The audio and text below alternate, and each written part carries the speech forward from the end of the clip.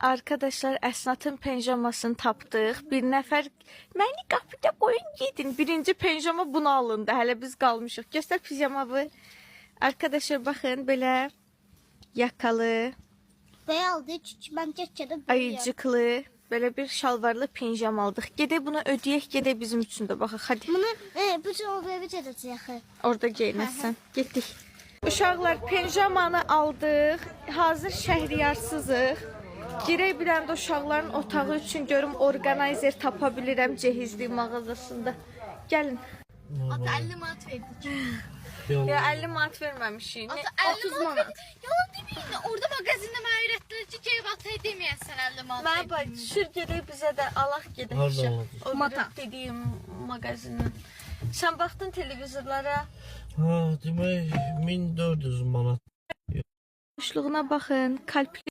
Kızlar gəldik ikinci mağazinə, kendi pijamalarımızı almağa, böyüklərə.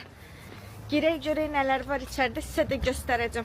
Uşaqlar, bunların minnoşluğuna baxın. Kalpli, öpücüklü, gilaslı.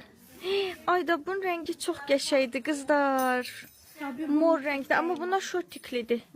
Keç bunları. Bizə şalvarlı lazımdır. Ben istemiyorum. Onlar da şortiklidir. Şalvarlılara gəlin.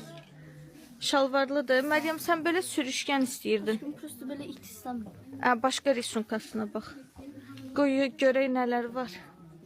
Qızlar belə də var, baxın. Biz bir sana tapdıq. Bantikli, kalpli, şar, soft göstərir.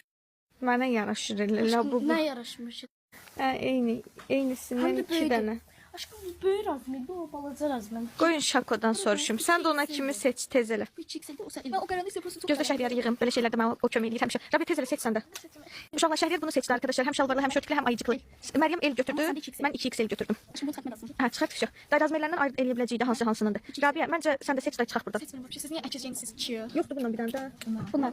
Olar. Geyinsən sən də bizlə. Yok yok yok. Ehtiyac qalmadı, əziyyət çəkməyin. Sən Rabi sən burada Sen çıxışdırarım. bir şey diyeyim, Rabbi bizden ineceğimiz nasıl böyük. Ya ona göre karışır sonra Meryem'in 2 saat sonra razmelen bunun eşyası var onun eşyası yok. Onu Hə, seç. Əsəbləşmə seç.